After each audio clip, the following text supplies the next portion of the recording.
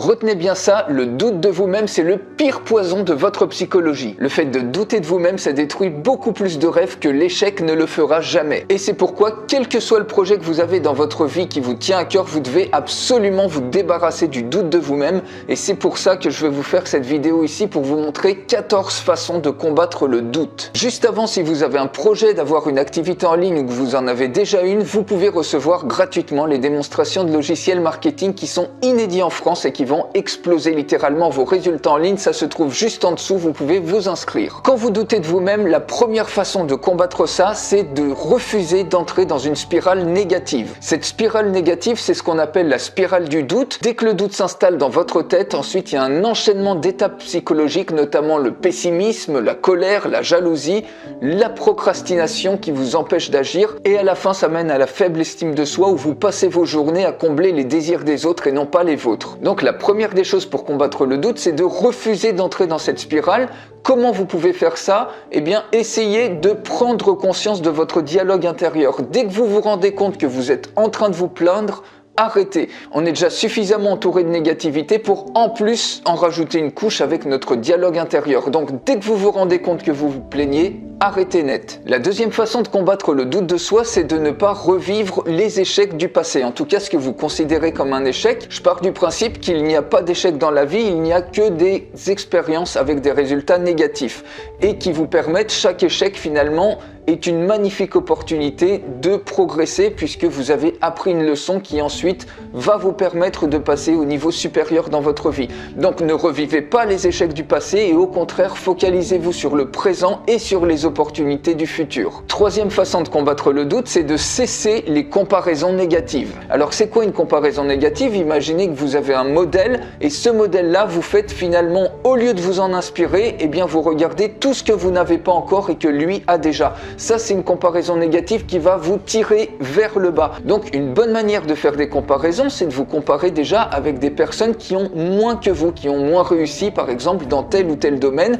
Automatiquement, vous allez voir tout ce que vous avez réussi en plus par rapport à elles. Ça, c'est une comparaison positive. Et la deuxième des choses, c'est que vous allez amplifier tout ça en vous inspirant de vos modèles. C'est-à-dire, vous allez voir vos modèles de réussite et vous allez dire comment est-ce que je peux m'en inspirer puisqu'ils ont déjà tout ce que je veux. Quatrième façon de combattre le doute de soi, c'est que vous n'êtes pas le centre du monde. Les gens dans l'énorme majorité sont bien trop occupés à se préoccuper d'eux-mêmes plutôt que se préoccuper des autres. Et donc c'est pourquoi dans les faits, les gens en grande majorité se préoccupent peu de vous puisqu'ils sont occupés à se préoccuper plutôt d'eux-mêmes. Cinquième façon de combattre le doute, c'est que vous n'êtes pas les opinions des autres. Si à un moment vous êtes blessé parce que quelqu'un vous a balancé une saloperie, par exemple, vous y arriverez jamais, vous êtes trop nul, vous n'avez pas les qualités pour faire ci ou ça, vous pouvez pas faire partie de tel ou tel groupe, vous pouvez pas avoir ce poste-là, vous n'êtes pas assez doué pour réaliser ce que vous voulez, eh bien dites-vous que vous n'êtes pas ce que la personne décrit puisque ce que la personne vous dit, c'est uniquement l'opinion d'une seule personne sur 7 milliards de personnes. Et dites-vous bien que la critique et le rejet ne sont que des marques d'attention qui sont déformées et qui sont subjectives. Sixième façon de combattre le doute de soi, c'est de prendre tous les jours un boost d'optimisme.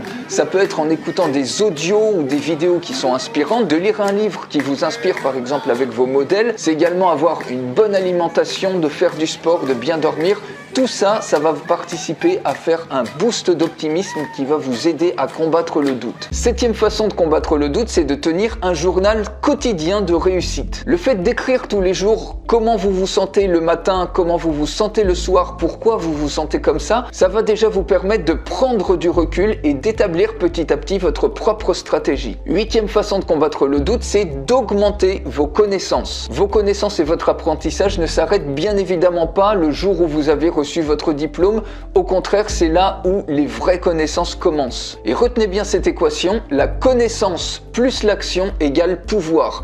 Et le fait d'avoir plus de connaissances, le fait de passer à l'action, ça va vous donner beaucoup plus de pouvoir dans votre vie, dans votre capacité à réaliser ce que vous voulez et automatiquement vous allez avoir beaucoup plus confiance en vous. Neuvième façon de combattre le doute de vous-même, c'est de refuser à tout prix le syndrome de l'imposteur. C'est quoi le syndrome de l'imposteur? C'est de se croire qu'on n'est pas assez légitime pour faire telle ou telle chose. Imaginez par exemple si on vous invite à une réunion d'entreprise pour présenter quelque chose chose, refusez à tout prix d'avoir le syndrome de l'imposteur en vous disant je suis pas légitime, je suis pas assez qualifié pour présenter ce qu'on me demande de faire. Et pour combattre ce syndrome de l'imposteur, vous pouvez vous dire que si on vous a demandé de venir, c'est que vous êtes complètement légitime et qualifié, vous avez les compétences pour pouvoir délivrer le message. La 10e façon pour combattre le doute que vous avez de vous-même, c'est de célébrer vos victoires, même si elles sont petites, vos victoires quotidiennes, célébrez-les. Ça peut être aussi simple que le fait que vous ayez réussi à prendre le téléphone pour appeler votre premier prospect,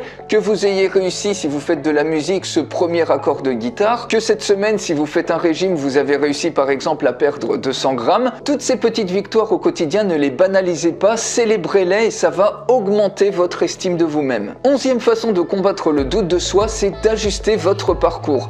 Autrement dit, c'est de vous dire que à tout moment, votre voyage, vous allez pouvoir l'ajuster et l'adapter comme vous en avez besoin. Si à un moment dans votre vie ou votre projet, ça prend pas le tournant que vous voulez, dites-vous toujours que vous pouvez ajuster votre voyage, vous pouvez ajuster vos objectifs à tout moment. Et ça va vous donner beaucoup plus de flexibilité dans votre vie et ça va diminuer considérablement la pression que vous vous mettez. 12e façon de combattre le doute de soi, c'est de mettre fin aux excuses. Le fait de toujours réussir à vous trouver des excuses, c'est rien d'autre qu'une forme de créativité négative. Au lieu d'utiliser cette énergie à trouver des excuses, vous pourriez très bien utiliser tout ce stock d'énergie à trouver des solutions, la mettre au service de votre défi. Imaginez par exemple, vous rentrez le soir du boulot, vous aviez prévu d'aller courir par exemple 1 heure dehors, et là, votre cerveau commence à trouver plein d'excuses pour lesquelles vous ne devriez pas aller courir et vous devriez au contraire allumer la télévision.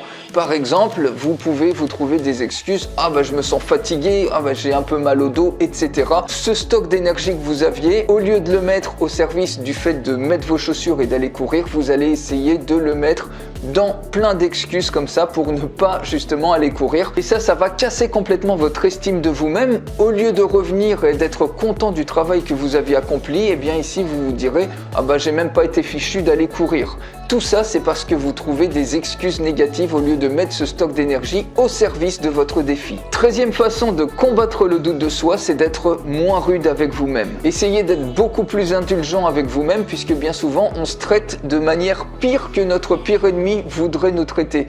Imaginez quand vous pensez à ce que vous vous dites des fois, vous le diriez même pas à votre pire ennemi. Et est-ce que vous connaissez c'est quoi la meilleure façon de perdre du temps? C'est d'utiliser ce temps à vous en vouloir puisque de toute façon, ça changera absolument rien si vous vous en voulez. La seule chose que ça fera, c'est que ça vous fera perdre du temps et en plus, ça va vous décourager. Et enfin, 14e façon de combattre le doute de soi, c'est de douter tout simplement de vos doutes. Si vous commencez à être pessimiste comme ça, dites-vous que vous pouvez très bien douter du fait que vous doutez du fait que vous êtes capable de faire ou pas telle ou telle chose.